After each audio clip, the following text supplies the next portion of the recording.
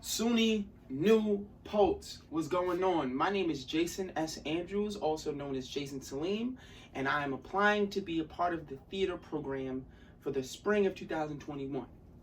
I'm from Brooklyn, New York, and today I will be doing a monologue from the film 6 Degrees of Separation, the character Paul, and the scene, simply Everybody's a Phony. Let's get this thing started. I'm ready. Well, a substitute teacher out on Long Island was fired from his job a few weeks ago for fighting with a student.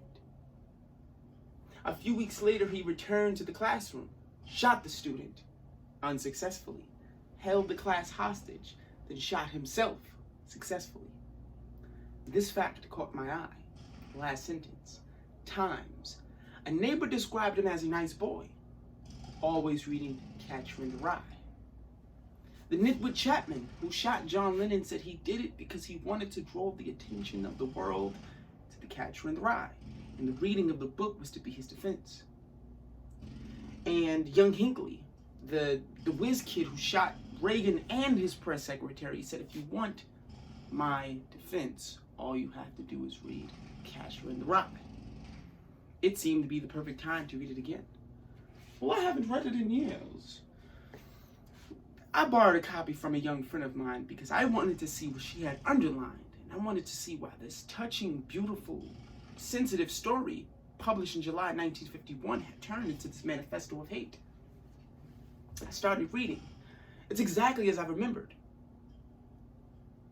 Everybody's a phony. Page 2, my brother's in Hollywood being a prostitute. Page 3, what a phony his father was.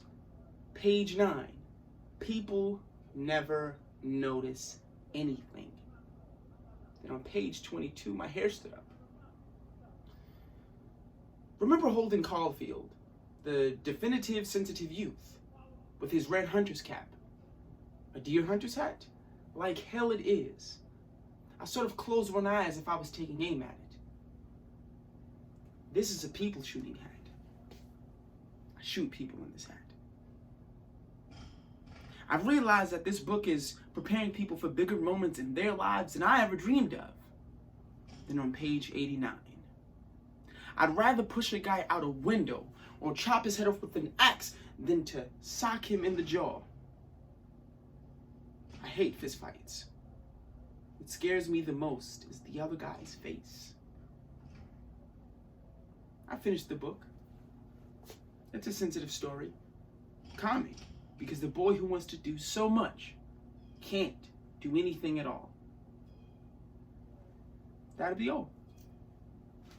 I appreciate y'all.